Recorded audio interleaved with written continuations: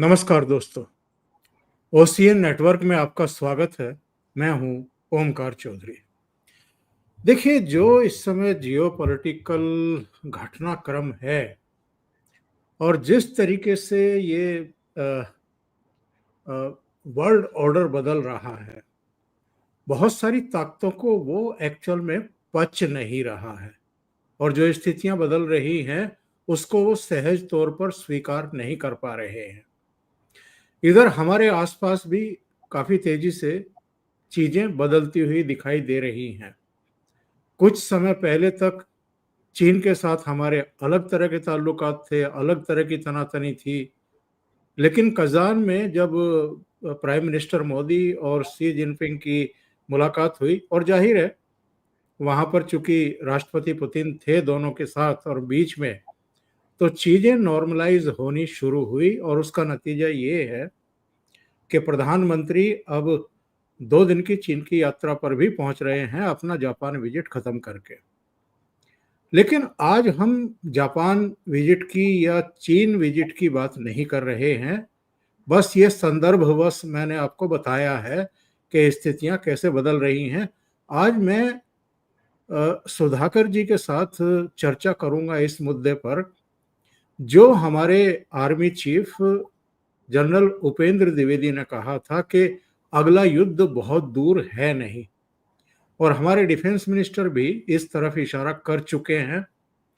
और जनरल द्विवेदी ने एक बात और कही थी कि इस बार अकेले पाकिस्तान से नहीं होगा, किसी एक देश से नहीं होगा, इस बार उसके साथ कुछ दूसरी ताकतें होंगी। ये संकेत उन्होंने दिए थे। तो एक तो हम जरा ये जानने की कोशिश करेंगे कि उनका इशारा किसकी तरफ था, क्या अमेरिका की तरफ था। दूसरी बात यह है कि जो इस समय सिचुएशंस हैं उसमें जो हालात बन रहे हैं, लगता ये है कि बहुत जल्दी अमेरिका का एक भारी भरकम दल बलूचिस्तान में लैंड करेगा और जो कोस्टल एरिया है वहां भी, अरब सागर में दूसरी जगहों पर, वो तेल की खुदाई और उसकी संभावना तलाशना शुरू करेगा।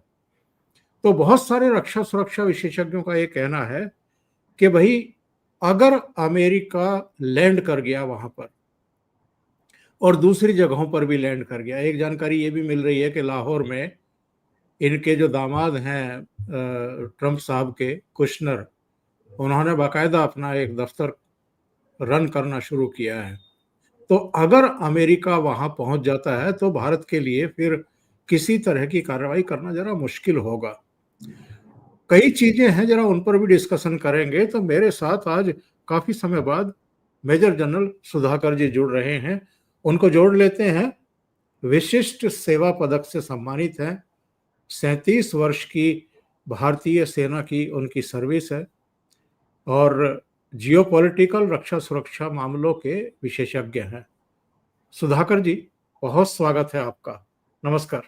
नमस्कार जी।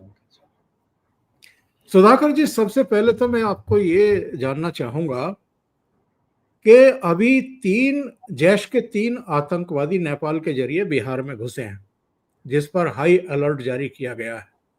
अच्छा, बहुत सारे लोगों का कहना यह है कि चूंकि ऑपरेशन सिंदूर में अजहर मसूद के परिवार के ही 10 लोग मारे गए थे और 4 उसके करीबी या रिश्तेदार या जो भी थे वो मारे गए थे, कुल मिलाकर के 14 लोग मारे गए थे वहां पर। अब लोगों का कहना ये है, आशंका ये है कि ये मसूद अजहर चुप बैठने वाला नहीं है, कुछ ना कुछ वो घात करेगा। तो ये जो 3 आतंकवादी घुसे हैं, जाहिर है ये कोई फूल मालाएं लेकर के तो कहीं खड़े नहीं होंगे, कुछ ना कुछ कारस्तानी होगी। उसकी तलाश भी चल रही है, उन पर इनाम भी घोषित कर दिया गया है। आपकी क्या राय है इस पर, और किस तरह के खतरे हैं इनके हवाले से अगर हम बात करें? दोबारा ओंकार जी नमस्कार, और जी बहुत स्वागत। आपको धन्यवाद देता हूं कि आपने मेरे को काफी समय के बाद फिर से याद किया आपके डिस्टिंग्विश्ड चैनल में। मैं सुनते रहता हूं, बहुत अच्छा, काफी सीरियस चैनल है आपका और बहुत बढ़िया बेहतरीन रास्ता और रोड मैप उभर के आता है आपकी डिस्कशन में से। जी, बहुत शुक्रिया। आपने ये जो पहला सवाल पूछे हैं, इसमें एक हिस्सा है जियोपॉलिटिकल चर्न, विश्व में क्या जी, हो रहा है। उसमें एक रीजनल पर्सपेक्टिव, मतलब पाकिस्तान, चाइना, इंडिया, इसको जो मिलता हुआ, और एक देश का नाम आपने लिया नहीं, जानबूझ के या अनजान में आपने छोड़ दिया, मुझे पता नहीं, वो है बांग्लादेश। मैं साफ साफ बोलता हूँ, बांग्लादेश। जी, जी, जी। और तीसरा चीज है हमारा देश के अंदर जो परिस्थिति है। सो ग्लोबल, रीजनल, नेशनल। और नेशनल का मैं कह रहा हूं, हमारा होमलैंड सिक्योरिटी बहुत मान्यता रखता है। इसलिए रखता है क्योंकि आपको ध्यान देना पड़ेगा कि 7 अक्टूबर 2023 को हमास ने, जो विश्व का सबसे फॉर्मिडेबल आर्मी है, आईडीएफ, इजराइल डिफेंस फोर्स, उनको नाक के नीचे मुंह तोड़ जवाब देके 28 किलोमीटर अंदर इनके हेडक्वार्टर्स, इनके सिविलियन पॉपुलेशन जहां पे सेलिब्रेट करे, उधर उधर हमला करके 1200 लोगों को मारा उन्होंने। 250 के करीब उन्होंने होस्टेज लिए थे। अभी तक भी अकाउंटेड फॉर नहीं है। कोई कह रहा 50 है, कोई बोला 20 है, कभी बोलते हैं हम 10 दे देंगे, कोई 20 दे देंगे। वो चल रहा है लफड़ा। मतलब इतना तगड़ा मजबूत फौज होने के बावजूद भी क्या ये होना था? इजराइल को पता किसे नहीं चला? हमेशा जब भी सवाल पूछते हैं कि इंटेलिजेंस फेलियर, इंटेलिजेंस फेलियर, तो वही सवाल हम जब पूछते हैं कारगिल के लिए, गलवान में, हमें कैसे नहीं पता चला? अगर डोकलाम में पता चल गया, हम रोक दिए, यहां क्यों नहीं पता चला? तो कहीं ना कहीं कुछ कमी है, उसको आइडेंटिफाई करना निहायत आवश्यक है। लेकिन सबसे पहला चीज, विश्व के लेवल पे हो क्या रहा है? विश्व के लेवल पे मोटा मोटा ये है, आज के दिन में एक जियोपॉलिटिकल चर्न है। जियोपॉलिटिकल चर्न मतलब एक तालाब में जब हम जाते हैं, जब हम स्विम करते हैं, तालाब का अंदर से जो मिट्टी है ना, सड़ा हुआ मिट्टी को जब हम निकलते हैं, तो वो क्या है, पानी को ऊपर गंदा कर देता है। वैसा ही हो गया परिस्थिति। ऐसा परिस्थिति में सबसे बड़ी चीज जो विक्टिम होता है, जो कमी महसूस होता है, वो है ट्रस्ट। आत्मविश्वास की बात नहीं कर रहा हूं कि आपसी जो ट्रस्ट है, म्यूचुअल ट्रस्ट की अभाव है। अमेरिका जैसा एक सुपर पावर है और हिंदुस्तान के साथ इस तरह बर्ताव कर रहा है, तो ये तो हजम नहीं हो रहा है ना। आइदर ये जानबूझ के एक आर्टिफिशियली ड्रामा कर रहे हैं, या जी, ड्रामा अगर नहीं कर रहे, असलियत में अगर ऐसा हो रहा है, तो क्यों कर रहे हैं? अगर दूसरे वाला पार्ट को हम लेते हैं, तो मेरे मन में ये चीजें आ रही हैं कि अमेरिका आज के दिन में एक सुपर पावर नहीं रहा। उनका खुद का परिस्थिति डामाडोल है। डिक्लाइनिंग पावर बोलते थे जब तक हिंदुस्तान 9 मई, 9th 10th रात को, मई 2025 तक मैं कहूंगा, उसके बाद जैसा उनका व्यवहार बदलते जा रहा है, उससे मैं कहूंगा वो डिक्लाइनिंग पावर नहीं है, वो डिक्लाइन। मैं भी नहीं चाहता हूं इस तरह बोलने का। मैं चाहता हूं कि विश्व में एक अमेरिका जैसे सुपर पावर रहे, ताकि एक नियम के आधार पर एक चाल चलन, हमारा वार्तालाप और जो जिंदगी है एक इंसान का, एक रूल्स बेस्ड इंटरनेशनल ऑर्डर के ऊपर चले। हम चाह रहे हैं इस तरह। कौन सा देश है आज के दिन में विश्व में जिसके पास 750 या 800 से ज्यादा मिलिट्री बेसिस है? यही है अमेरिका। क्या कोई देश का, चाइना एक सुपर पावर बनना चाह रहा है, ग्लोबल पावर, क्या आज उसके पास ये कैपेबिलिटी है? नहीं है। और क्या चीजें हैं? यूएस क्यों ऐसा डरा हुआ लग रहा है, डिफेंसिव हर चीज में? इसको अंग्रेजी में बोलते हैं इनसिक्योरिटी।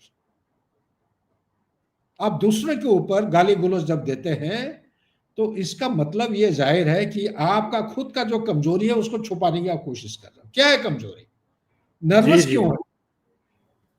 तो यूएसए का सबसे बड़ा कमजोरी मेरे समझ के मुताबिक इकोनॉमी है। क्या है इकोनॉमी? क्या कमजोरी है? 37 ट्रिलियन डॉलर की डेट चल रहा है आज के दिन में। उसका अर्थ, उसका मीनिंग यह है, 37 ट्रिलियन मतलब 2005 तक कितना था? 5 ट्रिलियन। 2005 से लेके 2025 के बीच में 20 साल के अंदर उन्होंने 32 ट्रिलियन का डेट जोड़ दिया है। कहां खर्चा किया है भगवान जाने। उसका मीनिंग, अर्थ यह होता है कि हर साल उसका जो इंटरेस्ट है ना, इंटरेस्ट को सर्व करने के लिए $1 ट्रिलियन की जरूरत है। 1 ट्रिलियन की 1 मिलियन या 1 लाख ये तो नहीं है ना, हिंदुस्तानी हिसाब के मुताबिक 1 ट्रिलियन इज 1 ट्रिलियन, हमें गिनती भी नहीं आता है। और सुनिए, उनका देश को चलाने के लिए सरकार को $6 ट्रिलियन 1 साल के लिए जरूरत है। कितना उनका प्रोड्यूस होता है? उनका प्रोड्यूस होता है 4 ट्रिलियन, रेवेन्यू अर्निंग है 4 ट्रिलियन, और 4 ट्रिलियन और 6, यहां पे कितना डेफिसिट है? 2। उधर कितना है इंटरेस्ट सर्विस के लिए? 1 साल में कम से कम $3 ट्रिलियन की इनकी रिक्वायरमेंट है, bare minimum, just to remain what they are. 1 trillion कहां से आएगा? जब पैसा की कमी होता है तो कांग्रेस के पास जाते हैं, कांग्रेस के कितना 75th या 76th अप्रूवल हो चुका है, या 100 से ज्यादा अप्रूवल, उसका भी एक सीमा होता है डॉलर प्रिंट करने का, वो सारे सीमाओं को पार कर चुके हैं। Debt to GDP ratio is one of the highest in the world. 123% पहले था, अभी सुनने में मिला 129 या 130% हो गया डेट टू जीडीपी। तो एक तो ये हो गया देश का। इसके अलावा टेक्नोलॉजी की बात करिए, चाइना ओवरटेक कर लिया है, और भी बहुत सारे चीजें मसले हैं। इलीगल माइग्रेंट की बात करिए, उनका होमलैंड सिक्योरिटी की बात करिए, बाकी वगैरह वगैरह। एक तो ये हो गया विश्व के लेवल पे जिसको लीडरशिप रोल प्ले करना चाहिए वो खुद ही डोलडोला कर रहा है, डूब रहा है कहीं बीच वाला दरिया में। अभी आ जाए रीजनल कॉन्टेक्स्ट में। रीजनल कॉन्टेक्स्ट में ऑपरेशन सिंदूर जब से हुआ है तब से पाकिस्तान को नींद नहीं आ रहा है। ऐसा एक धमाके के साथ हैमरिंग हुई है, जैसे हथौड़ा लेकर आप पीटते किसी को, ऐसा ही पिटाई हुई है। वो खुद ही अंदाज लगा नहीं पा रहे कि नुकसान कितना हुआ है। मैं एक स्टूडेंट ऑफ जियोपॉलिटिक्स हूं। जो छोटा मोटा चीजें आप जब जोड़ते हैं, ये इनको ये कंसोलिडेट करते करते साल से ज्यादा समय लगेगा। अभी ये कुछ दिन पहले आ रहा था ना, रहीम यार खान का भी एयरबेस को ठोक दिया, रे इतना नुकसान है, उतना नुकसान है। मेरे पास है कितने एयरक्राफ्ट है, उस दिन chief of the air staff बता रहे थे 5 हवाई जहाजों के गिरे। मैं कहता हूं, वो अर्नब गोस्वामी ने वो इनवाइट किया था साहब ने, रिपब्लिक चैनल पे उनका पॉडकास्ट हुआ था। मैं बताया हूं कि मेरे हिसाब के मुताबिक 20 है, जबकि मेरा रफ काउंट हो रहा है 30 के आसपास। लेकिन मैं मुंह खोलना नहीं चाह रहा हूं कि हमारे देश के लोग खुद ही है जो सबूत चाहिए हर चीज में। मैं यहां बैठे बैठे सबूत कहां से लाऊंगा? मैं एक रिटायर आदमी हूं। तो 20 एयरक्राफ्ट काफी होता है। उनका कम्युनिकेशन चैनल टूटा हुआ है, कमांड कंट्रोल कम्युनिकेशन अथॉरिटी ये पूरा टूटा हुआ है। हर F-16 जब फ्लाई करता है उसका बैकवर्ड डिजिटल कनेक्टिविटी होती है। किसके साथ? लॉकहीड मार्टिन जो प्रोड्यूसर है, वो अपना ग्राफिक्स तैयार करके रखते हैं, हमेशा रहता है मैपिंग, कौन सा हवाई जहाज कहां पे है, किधर जा रहा है, वापस आए कि नहीं, दोस काइंड ऑफ थिंग। सो मोटे तौर पे नुकसान बहुत हुआ है, और हर नुकसान के साथ पाकिस्तान का जो घमंड है ये हम बढ़ते हुए देखे हैं इतिहास में। ये हमेशा बदला लेने की ये कोशिश किया है, और बदला इस बार जो हुआ ऑपरेशन सिंदूर के दौरान, पाकिस्तान हिंदुस्तान के खिलाफ लड़ा नहीं है। अगर पहलगाम हुआ है, ये पाकिस्तान ऐसा परिस्थिति में था, मैं तो कहूंगा उसका कारण और कुछ था। क्यों पहलगाम किया? पाकिस्तान का परिस्थिति टूटने वाला था। जब भी इस तरह इंटरनल इंस्टेबिलिटी होता है, ये कुछ ना कुछ इस तरह ड्रामा करते हैं ताकि इसी का बहाना लेते हुए देश के निवासियों को इकट्ठे रखने की वो प्रयास करते हैं। मैं इसलिए कह रहा हूं, पाकिस्तान, अगर पाकिस्तान, वो कहता ना कि हर देश में एक आर्मी होता है, लेकिन पाकिस्तान का जो देश है वो अलग किस्म का है। ये ऐसा देश है, देश के पास आर्मी नहीं बल्कि आर्मी के पास एक देश है। लेकिन वही आर्मी है जिसको डेमीगॉड की तरह, भगवान या अल्लाह की तरह मानते हैं ये लोग। इसके ऊपर विश्वास टूट गया था। पाकिस्तान टूटने वाला था पहलगाम से पहले, 22 अप्रैल से पहले। जब 11 मार्च को जफर एक्सप्रेस का हाईजैक हुआ, that was kind of a turning point. Pakistan का आर्मी के जो जवान लोग हैं हाथ खड़ा कर रहे हैं, मुठभेड़ में जाना नहीं चाहते हैं। ये जो चल रहा है तहरीक तालिबान पाकिस्तान ई जिहाद, या आपका तालिबान अफगानिस्तान के साथ जो जब मुठभेड़ होता है, या बलोच लिबरेशन आर्मी के साथ होता है, इनका सामना करने का हिम्मत नहीं हो रहा है। टैंकों में उनके पास डीजल नहीं है, गाड़ियों में पेट्रोल नहीं है। तनख्वाह नहीं है, तनख्वाह पैसा नहीं है तनख्वाह देने के लिए। यह है परिस्थिति पाकिस्तान का। ऐसा हालत में तो क्या वो अकेले जब कटोरी लेके भीख मांग रहे हैं देश देश से, क्या वो हिम्मत होगा उनका अटैक करने का? तो किसने कैसे किया फिर? तो उसके साथ मिले जुले हैं, जो कि बहुत सामने आ चुका है। चाइना का हाथ था, इसमें कोई शक नहीं है। ये एक ऑप्टिकल फाइबर बिछा हुआ है, कहां से लेकर कहां तक? Western theatre command headquarter Chengdu से लेके रावलपिंडी तक।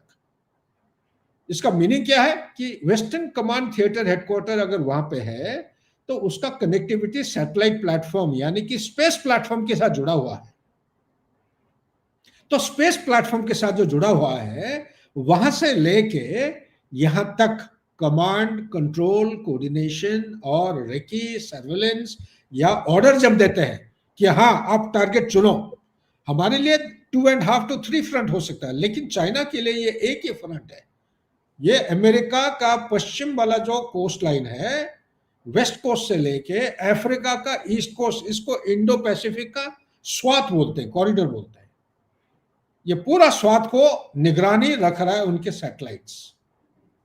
256 सैटेलाइट है, मिलिट्री सैटेलाइट शायद 52 या 56 है, लेकिन इसको ओवरलैप करके वो हमेशा 24/7 365 ऑल वेदर कैपेबिलिटी के साथ उसको निगाह रख रहे हैं। तो इसीलिए मैं कह रहा हूं चाइना के लिए ये एक फ्रंट है, हिंदुस्तान के लिए एक पाकिस्तान हो गया, एक चाइना हो गया, ज्योग्राफिक डिवीजन हो जाता है, एक बांग्लादेश आ गया। अभी ये जो हुआ है बांग्लादेश का टर्न ऑफ इवेंट 5 अगस्त 2024 से शेख हसीना का जो आउस्टर हुआ है, इसके बाद जिस किस्म की एक इस्लामिक रेडिकलाइजेशन फैल रहा है, जिस तरह उन्होंने 4 ब्रदरहुड अलायंसेस बनाए हैं, ये रोहिंग्यास, अराकान रोहिंग्या जो सल्वेशन आर्मी है, एक आईएसआई लीड कर रहा है, एक लीड कर रहा है उनका जो हकानी वाले हैं, एक लीड कर रहा है उनका तालिबान लीड कर रहा है। ये जो अलग अलग संस्था लेकिन है उनका कोऑर्डिनेशन एजेंसी आईएसआई।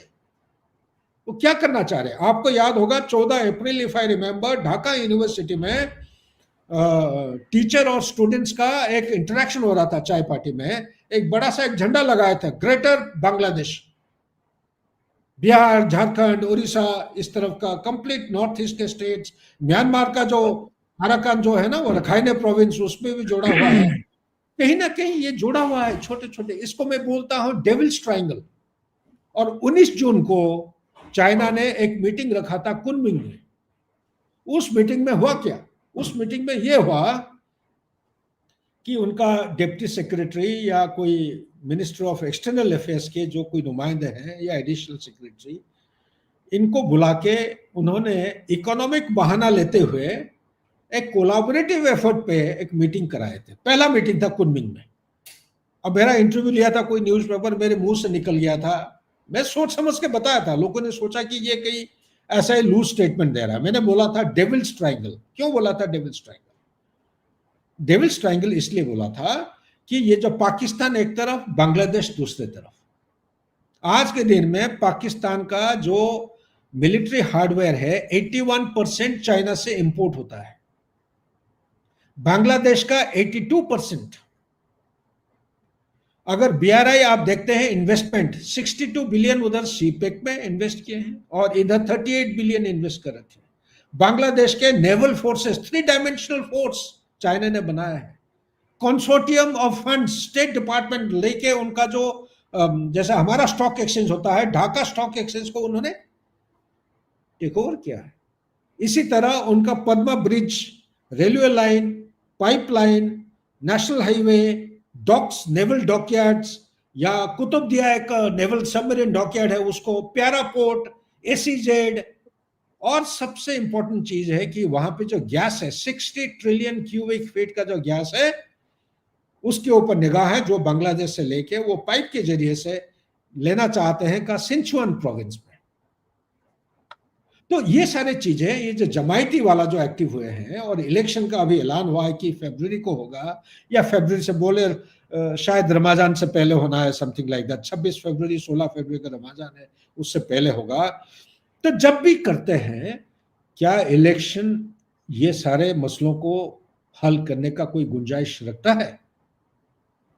मैं एक सैनिक हूं, सैनिक होने के नाते मैं तो ये हमारे देशवासियों को जो ऊंचे लेवल पे इसके ऊपर गौर करते हैं। हमें प्रस्तुत रहना है, किसी भी तरह से ये हमला आ सकता है, और हमला जो आएगा इस बार वो पहलगाम टाइप नहीं हो सकता है कि जैसे यूक्रेन रशिया के अंदर घुस गया था 4,500 किलोमीटर 18 महीना प्लानिंग के साथ, इसी के हुबहू कुछ मिलता जुलता चीज जो है, हो सकता है कि ड्रोन्स का मदद लेते हुए हमारे स्ट्रेटेजिक एसेट के ऊपर।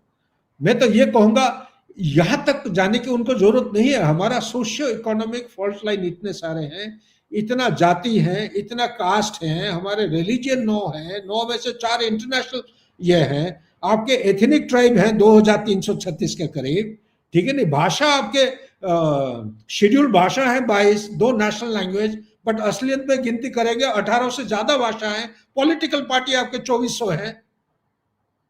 तो ये देखिए ना कितना डाइवर्सिटी, यूनिटी इन डाइवर्सिटी में होता क्या है कि यही लोग जो देश को चलाना चाहिए ये तोड़ भी सकते हैं कभी समय में। इसलिए मैं कहता हूं कि आज के दिन में अगर आप ये जैश ए मोहम्मद बहावलपुर का जो अटैक है, बाय द वे, ये जब यूएसए के फोर्सेस पाकिस्तान में थे, रशिया को यूएसएसआर को धकेलना चाहते थे अफगानिस्तान से, पाकिस्तान ने उनको इनकार कर दिया था कि आपका प्रेडेटर या कोई ड्रोन बहावलपुर के ऊपर, पंजाब के ऊपर फ्लाई नहीं करेगा। ये वही बहावलपुर जहां पे हमने प्रिसिशन स्ट्राइक किया है। इसके बावजूद भी जैश ए मोहम्मद का, आप कह रहे हैं आपके खबर के मुताबिक नेपाल होते हुए बिहार के अंदर घुसा है। मैं यहीं पे एक चीज कह देना चाहता हूं, उसके बाद I give it back to you. कितने लोगों को पता है कि हिंदुस्तान के अंदर आईसिस और आईएसआई, पाकिस्तान का जो आईएसआई है, ये दोनों ने हाथ मिलाए हैं। क्यों मिलाए हैं? 2014 को डैश अलकायदा कब 1999 में जो ओसामा बिन लादेन जिंदा था, तब उसने ऐलान किया था हिंदुस्तान के खिलाफ जिहाद करेगा। एक बार नहीं, कोई बार। उसके बाद डैश वाला जो पार्टी है, जो आईसिस लेवेंटे वाला मैं कह रहा हूं, अभी तो टुकड़े टुकड़े हो गए 2017 के बाद, उन्होंने 2014 को ऐलान किया था कि पूरा विश्व में ग्लोबल कैलिफेट बनाएंगे मुस्लिम जातियों को मिलाते हुए। अभी कुछ हुआ नहीं, इसका मतलब हमारा सरकार जो है सही कदम, ठोस कदम उठा रहा है, लेकिन इसका मतलब ये नहीं कि नहीं होगा। तो वही चीज जब ग्लोबल कैलिफेट सक्सेसफुल नहीं हुआ, तो पाकिस्तान का जो आईएसआई है, ये आईसिस के साथ समझौता किया है या ऑफर किया है कि आप इतना क्यों परेशान हो रहे हो, हम आपको रीजनल कैलिफेट बनाने के लिए स्लीपर सेल देंगे। आज वही स्लीपर सेल आपकी वेस्ट बंगाल, कौन सा एग्जैक्ट जगह मैं जानता नहीं हूं, वो जो सिलीगुड़ी कॉरिडोर के आसपास है, एक स्लीपर सेल आपका महाराष्ट्र, और एक स्लीपर सेल जो है जम्मू एरिया में। ये 3 सेल्स में वहां पे तकरीबन एक रीजनल कैलिफेट बन चुका है। ये जो वेस्ट बंगाल, ये 3 के अलावा एक आपका बिहार, एक आपका असम और एक यूपी, यहां पे भी रीजनल कैलिफेट बनने का खबर मेरे पास है। कहां तक सच है, मैं तो रिटायर्ड आदमी हूं, मैं भी आपकी तरह ओपन सोर्स से पढ़ता हूं, कोरोबोरेट करता हूं, यूट्यूब वॉच करता हूं, यहां से आ रहे हैं। तो बोलने का मकसद मेरा यह है कि आने वाले समय में सरकार बहुत कुछ कर रहा है, लेकिन सरकार या आर्मी या पुलिस फोर्स अकेले ये चीजें मुकाबला करना बहुत मुश्किल होगा, जब तक हिंदुस्तान के हर नागरिक इसमें योगदान ना करे। नहीं, हमारे यहाँ तो सबसे बड़ी प्रॉब्लम ये है कि पॉलिटिकल पार्टियां जब राष्ट्र हित और राष्ट्र सुरक्षा का मामला जुड़ा होता है, वहां भी पॉलिटिक्स करना शुरू कर देते हैं। अब वो वाहियात बयान आए सीमा पार से, वहां के डिप्टी प्राइम मिनिस्टर ने भी, वहां के प्राइम मिनिस्टर ने भी उस समय कह दिया कि भारत के कई राफेल गिर गए हैं। जब पूछा गया कहाँ से आपने ये खबर ली है, बोले जी सोशल मीडिया पर चल रही है। तो वो लोग इतने इतने मतलब गैर जिम्मेदार लोग हैं। अरे भाई, अपने सिस्टम से ही पूछ लेते जिनके पास सूचनाएं होती हैं, लेकिन नहीं। तो इस तरह की चीजें हमारे यहाँ ये पूछा गया जब डोनाल्ड ट्रंप ने कहा कि 5 जेट गिर चुके थे, जब हमने हस्तक्षेप किया है, ये जो भी वो बयानबाजी कर रहे हैं, तो यहाँ तुरंत जो है एक पार्टी के नेता ने मोदी जी को टैग करते हुए कहा कि मोदी जी 5 जेट गिरने का सच क्या है? अब बाद में पता लग रहा है कि 5 नहीं 7 गिरे थे, जिनमें एक टोही विमान भी था पाकिस्तान का, और वो सारे पाकिस्तान के थे। अभी ये भी एक वीडियो आ गया है कि जिसमें जो पायलट्स की बेवाएं थी उनको मेडल दिए जा रहे हैं वहां से, उसका भी अब वीडियो आ गया। तो अगर पायलट्स की वीडियोज को मेडल दिए जा रहे हैं, इसका मतलब उनके पायलट मारे गए हैं, उनके विमान गिरे हैं। तो यहाँ पर जो ये नासमझी है, जो राजनीतिक अपरिपक्वता है, इसका क्या करिए? मैं तो एक फौजी हूँ ओमकार जी, मैं बट एक नागरिक भी हूँ, मेरा भी जिम्मेवारी उतना है जितना आप सबका है। फौजी होने के नाते इसलिए मैं बार बार कहता हूँ कि हमारा फौज का सिखलाई के बरखिलाफ मेरे को कुछ बयान देना पड़े तो फिर भी मैं दूंगा। मैं बताया हूँ ये चीज कोई टीवी चैनल में। आप मेरे को बताइए, मिलिट्री साइंस, कोई भी मिलिट्री हिस्ट्री से लेके अभी तक जब भी कोई लड़ाई हुई है, जो जो देश उसमें हिस्से लिए हैं, कोई देश है जो फॉर्मली आके अनाउंस किया है कि मेरे लॉसेस, हवाई जहाज इतने गिरे, इतने टैंक मरा है, इतने आदमी मेरे मरे हैं? कोई देश बोला है? आप बताइए मेरे को, मैं चैलेंज करता हूं। ये मैंने शायद रिपब्लिक या न्यूज एक्स में किसी को बता, नहीं एनडीटीवी में शायद बताया था। Tell me which country has Russia और यूक्रेन या इजराइल या ईरान, ये कंटेम्परेरी लड़ाई का कोई आके पब्लिक अनाउंसमेंट किया फॉर्मली? इसलिए नहीं करते हैं क्योंकि मिलिट्री साइंस का जो सिखलाई है वो कहता है कि अगर आप आपका लॉसेस को बता देते हैं तो उससे क्या होगा, दुश्मन को, एडवर्सरी को पता चल जाता है कहां पे कितना लॉसेस, कौन सा सेक्टर में कितना कम है, कितना ज्यादा है, तो उसको मदद मिलता है। इस चीज को बोलते हैं कॉम्बैट रेसिडुअल पावर, CRP। उससे ये क्या करता है, रीबैलेंसिंग, रीपोस्चरिंग, रीऑर्गेनाइजिंग, इस किस्म रीडिप्लॉयमेंट अलग अलग करने में उसको मदद मिलता है। इसलिए हम चर्चा नहीं करते हैं। अब बाकी आपकी मर्जी। अच्छा, दूसरी बात, अब बहुत अच्छा बात आपने छड़ा। दूसरी बात, सबूत, हर चीज का सबूत। जब ये हुआ ना वो बालाकोट, तब से पीछे पड़े, सबूत किया, सबूत किया। मैंने कोई बार बता चुका है, पता नहीं बाकी साहब लोग क्यों नहीं बोलते डिफेंस एनालिस्ट में।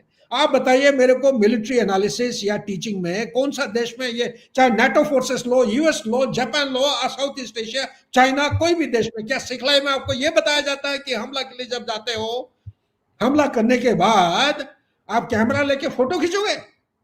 अरे हमले के बाद काउंटर बॉम्बार्डमेंट का तैयारी करना पड़ता है, काउंटर एम्बुश का तैयारी करना पड़ता है, आर्टिलरी काउंटर बॉम्बार्डमेंट आता है। आप दुश्मन का जो डिफेंस को अख्तियार किए हो तो उसको मॉडिफाई किया जाता है, रीडिप्लॉयमेंट करते हैं, गन्स को, पेट्रोल्स को आगे भेजते हैं। आपका वहां पे समय ऐसा लगता है पीछे से कोई जैसे बॉम्ब आके फोड़ने वाला है। अपनी बचाव की साधन आप करते हैं।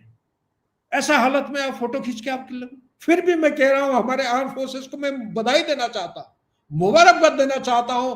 इसके सिखलाई के बरखिलाफ होने के बावजूद भी उन्होंने फोटो खींचने के ऊपर फोकस किया है। फोटो सिर्फ उतना ही दिखा है जितना उनको मिला, कोशिश किए हैं। मैं आज ये कह दूं, ये जो 11-11 बोल रहे हैं ना एयर बेसिस, इनके जो प्राइम मिनिस्टर शरीफ साहब हैं, उनके हिसाब से तो कभी 13 हो गए, कभी 17 हो गया, कभी 18, कभी तो वो 21 तक गिनती भी किए हैं कोई पब्लिक सेमिनार में। ठीक है नहीं, सो इससे ज्यादा हुआ है। लेकिन हमारे देश के नागरिक ऐसा है जिनको जिम्मेवारी दिखाना चाहिए, मेच्योरिटी दिखाना चाहिए। आप सिक्योरिटी के आपको शायद विश्वास नहीं होगा, मैं फॉरवर्ड एरिया में था जब सर्विस में था, जवानों के साथ मैं ऑफिस में बहुत कम बैठता था, मैं जवानों के साथ ज्यादा टाइम बिताता था, हाई अल्टीट्यूड में 18,000, 20,000, 22,000 फुट में जवान। आजकल पार्लियामेंट में जो डिस्कशन हो रहा है ओंकार जी, ये क्लोज मीडिया नहीं है, या आपका टीवी में ओपन मीडिया में जा रहा है, जवान तक भी पहुंच रहा है वीडियो लिंक में। वो घूम के पूछ रहा है कि साहब मेरा ईमानदारी के ऊपर शक करने वाले हैं क्या? क्या समय आ गया मैं भी हथियार छोड़ दूं? आने तो जो शोर गुलाबा कर रहे हैं, आके इधर हथियार उठाने दीजिए। तो क्या ये चीज आपको पसंद आएगा? तो एज ए लीडर मैं भी कहना नहीं चाह रहा हूं, मजबूरन ये कह रहा हूं मैं, ये चीज है। लेकिन देश का परिस्थिति ऐसा धीरे धीरे हाथ के बाहर जा रहा है, जब तक आप हकीकत को सामने नहीं लाएंगे, नहीं बताएंगे, तो बड़ा विपत्ति से आप बचा नहीं पाओगे देश को। नहीं तो हालत ऐसा होगा, ये जवान छोड़ छाड़ के वहां से भागेगा उधर से, तो क्या करोगे आप?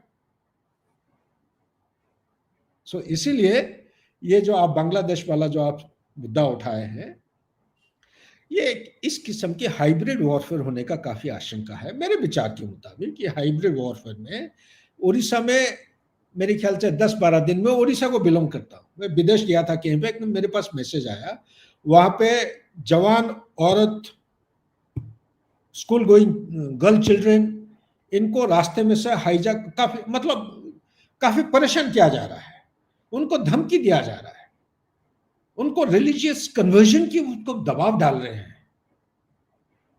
तो ये जो जो स्टेट की मैं बात बता रहा हूं, करने वाले है कौन? ये इनकी पहचान की जरूरत है, इनकी एक इन्वेंट्री कैटलॉगिंग करना पड़ेगा, हमें एक डोजियर मेंटेन करना पड़ेगा। सिर्फ ये पुलिस वाले नहीं कर पाएंगे, सरकार नहीं कर पाएगा, या डिस्ट्रिक्ट एडमिनिस्ट्रेशन नहीं कर पाएगा इसको। बस इतना ही कहूंगा आपके सवाल के जवाब में। एंड बहुत कुछ है कहने का, मेरा मन तो कह रहा है कि हम बात करते रहे पूरा 1 घंटा तक, लेकिन और भी चैनल्स जी बाकी है जी, इसका। बिल्कुल बिल्कुल। बहुत बहुत धन्यवाद आपका सुधाकर जी, जुड़ने के लिए। और फिर जल्दी जुड़ते हैं, इस बार इतना देरी नहीं करेंगे।